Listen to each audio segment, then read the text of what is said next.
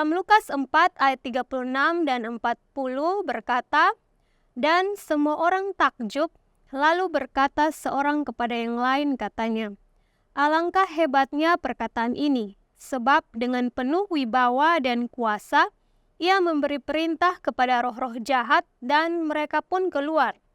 Ketika matahari terbenam, semua orang membawa kepadanya orang-orang sakitnya yang menderita bermacam-macam penyakit.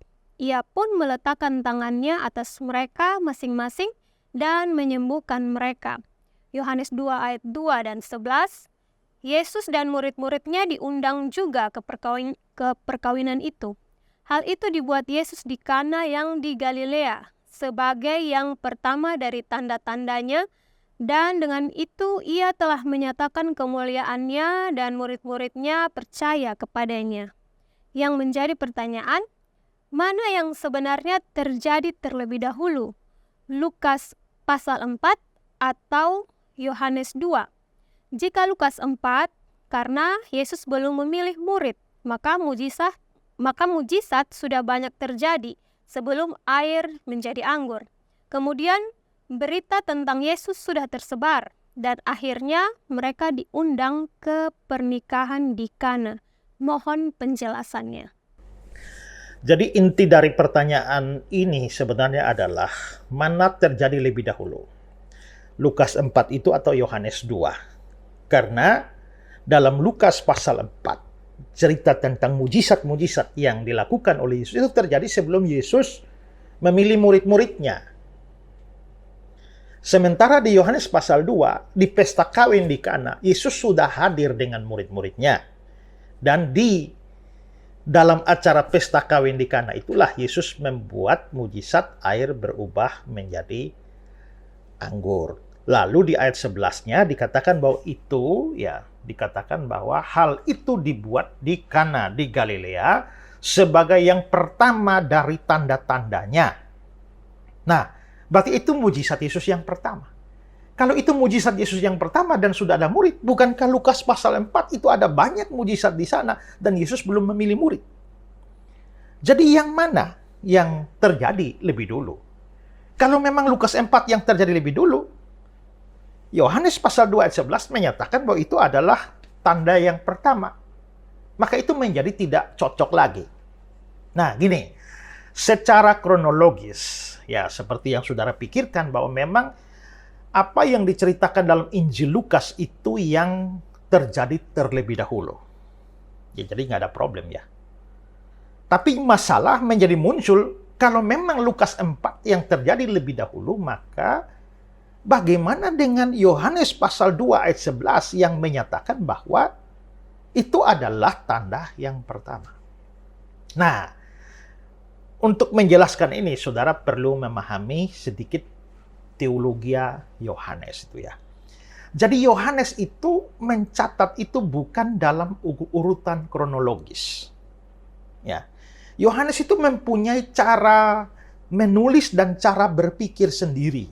Itulah sebabnya di dalam pembagian Injil-Injil kita kan punya 4 Injil, Matius, Markus, Lukas, Yohanes. Tapi dalam pembagian 4 Injil ini, Injil Matius, Markus, Lukas itu dikelompokkan sendiri yang namanya Injil sinoptik.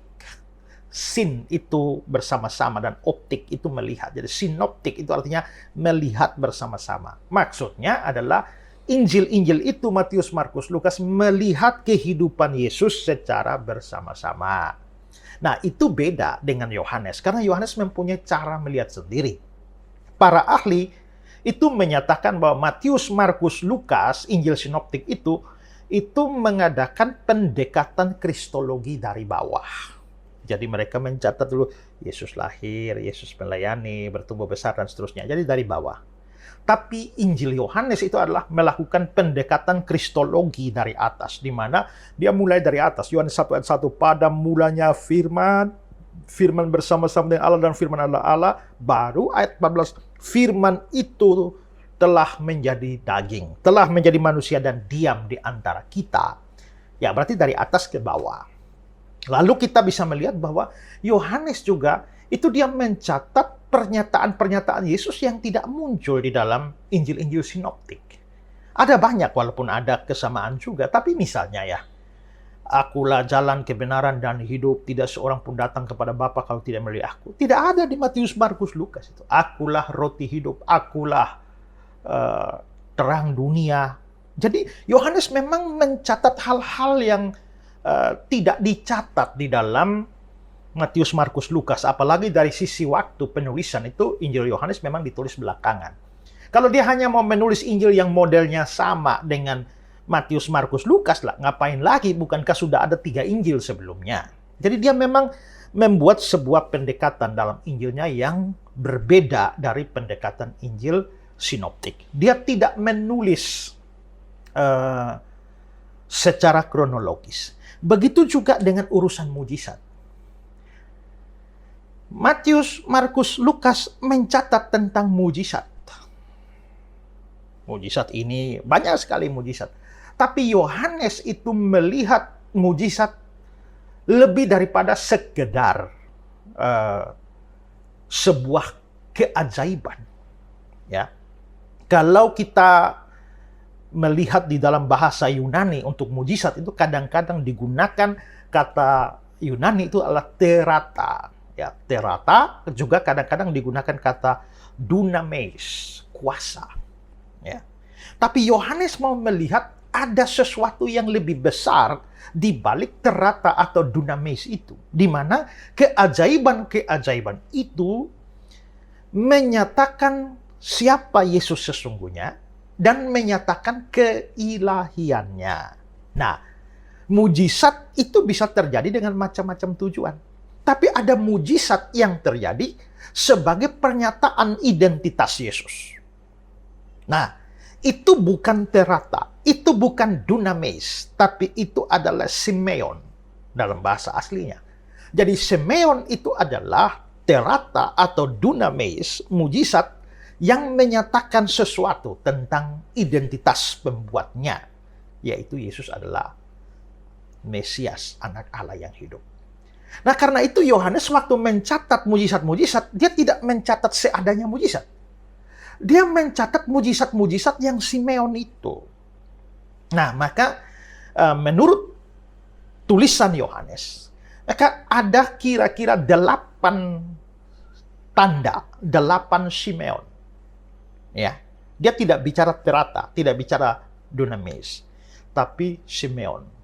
Nah, maka ada 8 Simeon di dalam Injil Yohanes. Yang pertama itu adalah ketika dia mengadakan mujizat merubah air jadi anggur yang di Yohanes pasal 2. Yang kedua adalah penyembuhan anak pegawai istana di Yohanes pasal 4 ayat 46 dan seterusnya. Yang ketiga adalah penyembuhan seorang lumpuh di kolam Bethesda di Yohanes pasal 5. Lalu yang keempat itu adalah pemberian makan ribuan orang dengan 5 roti dan 2 ikan di Yohanes pasal 6. Lalu yang kelima, dia berjalan di atas air. Itu juga masih Yohanes pasal 6 ayat 15 dan seterusnya.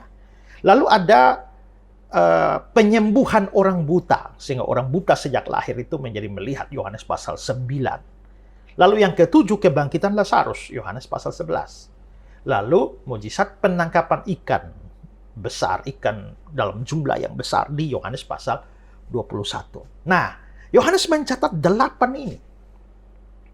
Itu sama dengan Yohanes juga mempunyai formula ego ini. Aku adalah jalan dan kebenaran dan hidup. Akulah pintu, akulah gembala yang baik, akulah terang dunia, akulah. Jadi ada formula akulah ego ini. Maka dia juga punya formula Simeon. Simeon adalah mujizat-mujizat untuk berbicara tentang siapa dia sesungguhnya. Nah, maka kalau saudara baca di dalam Yohanes pasal 2 ayat yang ke-11 itu dikatakan bahwa ya hal itu dibuat Yesus di Kana yang di Galilea. Maksudnya merubah air jadi anggur itu. Hal itu dibuat di Kana yang di Galilea sebagai yang pertama dari Simeonnya. Yang pertama dari berapa? Dari 8 yang saya sebutkan tadi itu. Jadi Yohanes tidak membicarakan mujizat-mujizat biasa. Ya, untuk nolong orang kah, atau untuk bantu orang belas kasihan Yesus, bukan. Tapi Simeon. Nah, jadi kalau kita hanya bicara mujizat umum, terata atau dunamis, maka Lukas pasal 4 sudah ada. Tapi kalau bicara soal Simeon, maka di Yohanes pasal 2, air berubah menjadi anggur, itu yang pertama. Jadi ini bukan soal mujizat biasa, tapi mujizat sebagai tanda yang menyatakan identitas Yesus sebagai Mesias, anak Allah yang hidup. Jadi ringkasnya adalah Yohanes tidak berbicara dalam pengertian mujizat yang biasa.